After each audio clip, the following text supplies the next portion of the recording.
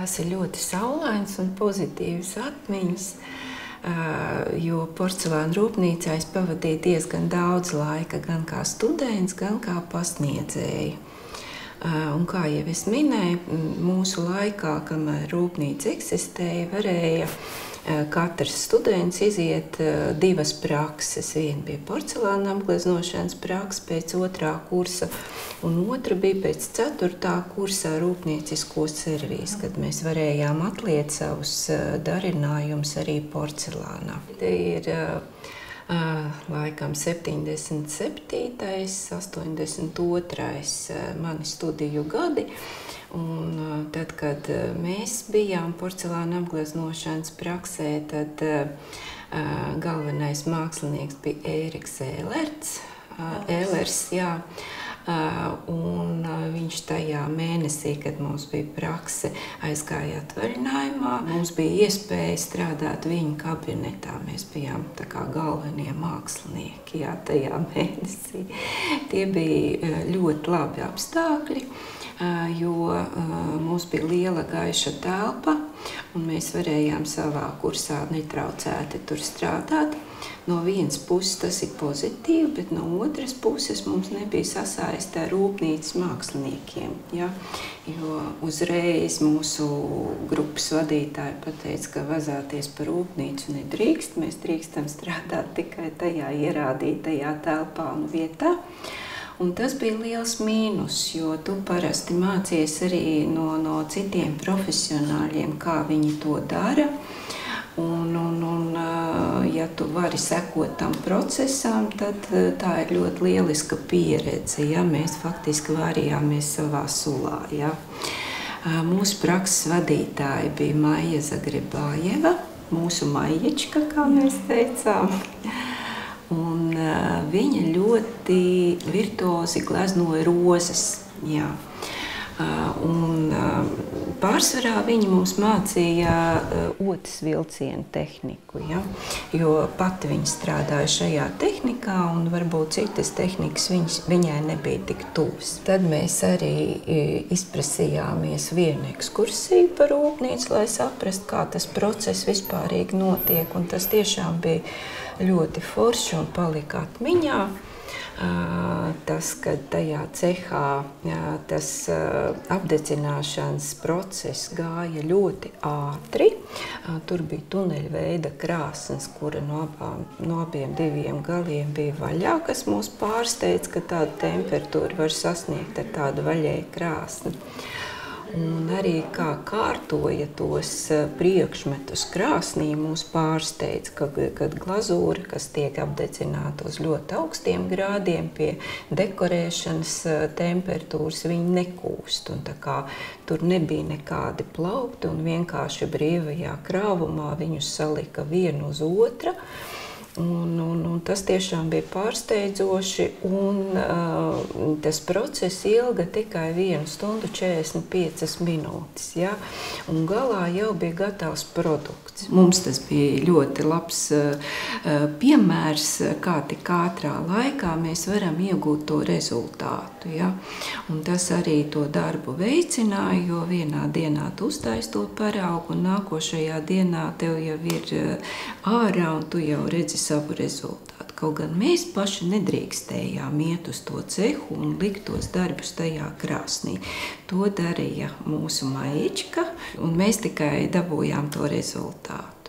Jā, tā kā mēs dzīvojāmies apgleznošanas praksē ļoti izolētā vidē. Jā, tas bija tas mīnus. Rūpnieciskā servīzes prakse bija cehā. Un tur mēs jutāmies nedaudz brīvāk, jo mums tika ierādīts darba vietas, un uz cepļiem mēs arī vienreiz nesām kopā ar meistari.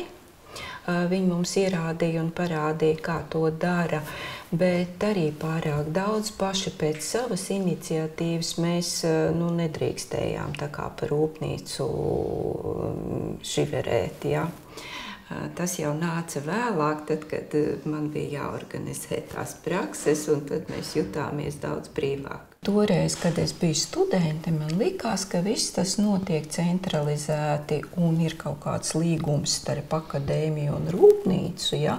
Un ka mums tā prakse pienākās, un mēs tagad katru gadu kāds kurs tur nokļūst un strādā tajā rūpnīcā.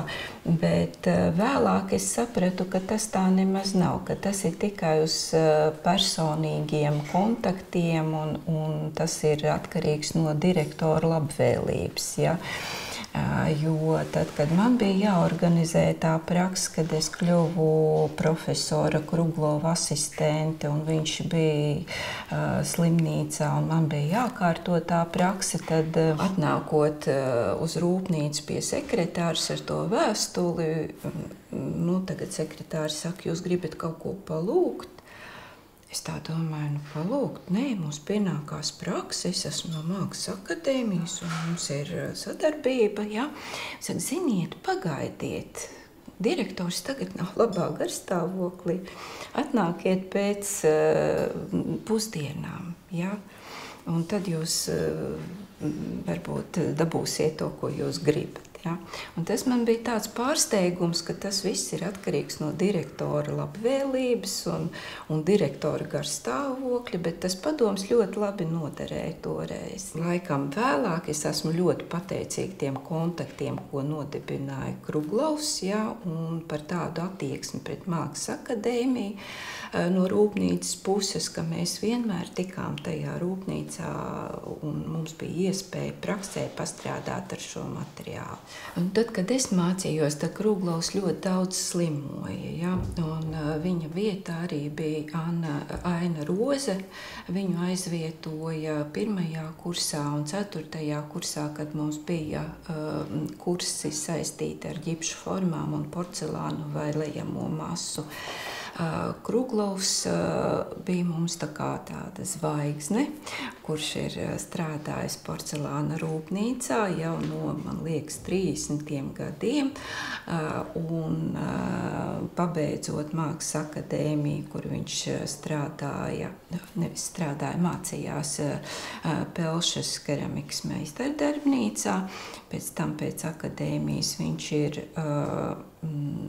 mācījies arī Vācijā, papildinājies pēc studēšanas akadēmijā, un tad pēc tam, kad atgriezās, tad sāk strādāt par rūpnīcas tehnologu. Tā kā pieredze viņam bija ļoti bagātīga, un viņš ļoti daudz ko zināja par porcelānu un par procesu. Un es domāju, ka ļoti daudz ko viņš mums ieteica, mēs novērtējām tikai pēc jau zināma laika. Ja? Pieņemsim, 1. kursā, tad, kad mēs sākām strādāt ar ģipšu darbiem, viņš visiem mums lika nopirkt instrumentus. Ja? Mums toreiz likās, nazīts un nazīts, ja? Kāda starpība, vai mēs pasūtam pie tur kāda meistara, vai mēs nopērkam vienkārši veikalā.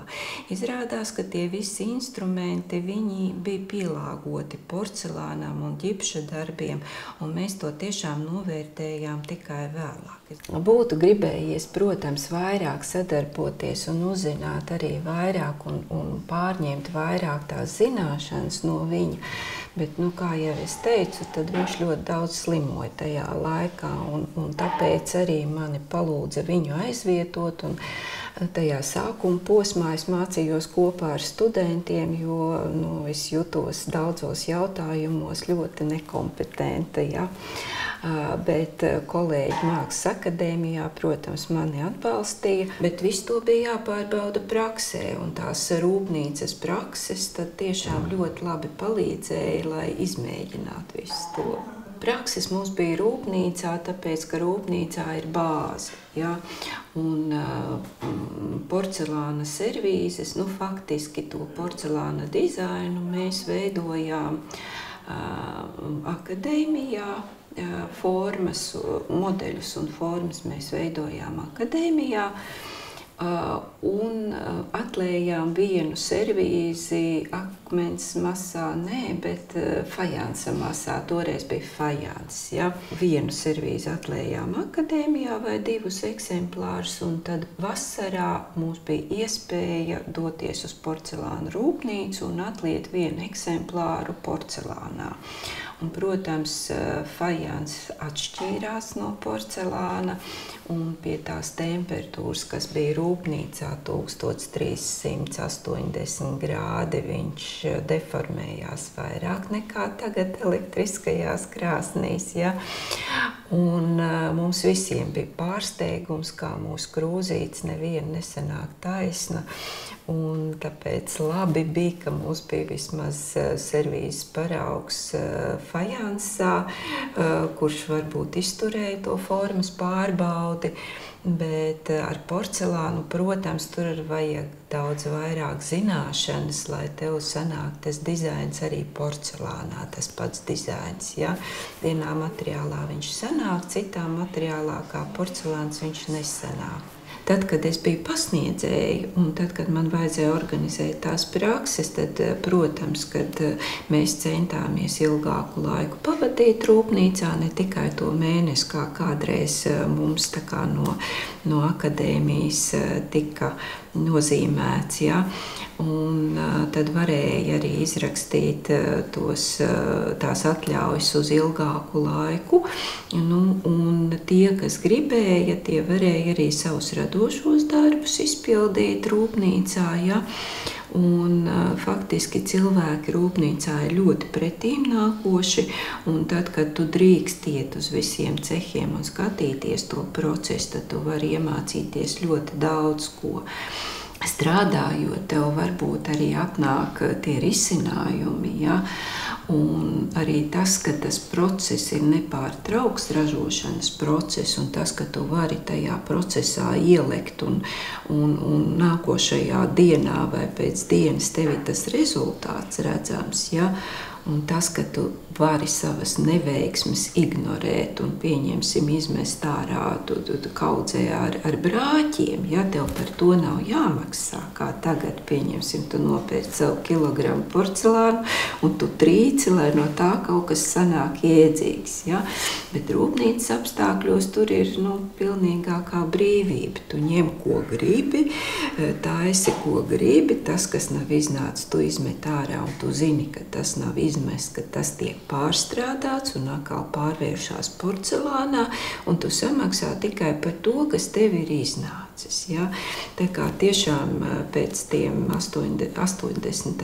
gados, vēl rūpnīcas laikā, kad viņi strādāja, man bija iespēja uztaisīt savu personāla izstādi, kas bija Šķiltera muzejā, un arī mazo katalodziņu izdot par to laiku, jo tur varēja izpausties uz nebētu, ja, rūpnīcā. Ja? Jāpielāgojās tikai ražošanas apstākļiem un apdedzināšanas iespējām un ierobežojumiem. Ja? Lielus ļoti priekšmetus arī nevarēja uztaisīt, ja? Jo tas tehnoloģiskais process bija paredzēts zinām izmēra traukiem, ja? Un lielākām bāzēm gāja atsevišķs vagoniņš, ja, vienreiz mēnesī tikai, un tur ar saviem darbiem, protams, tu nevarēji iekļauties, jo tev neviens veselu vagoniņu, kas ir paredzēts vāzēm, un tur bija 24, kā es tagad vēl atceros pēc skaita, ja, tad tur nevarēja iekļauties, tā kā visādi bija jāmānās, ja, lai varētu ievietot savus darbus tajā standarta vagoniņā. Ja? Citreiz tevi jāieliek tavus darbus guļus, kas arī citreiz sadeformē to darbu, ja? Jo tur ir ļoti augsta temperatūra. Bet visādi mēģināt sakombinēt no mazākām daļām vai kā, bet tas jau ir radošs process un tas ir ļoti patīkami dzīvoties par rūpnīcu un tiešām radoši strādāt.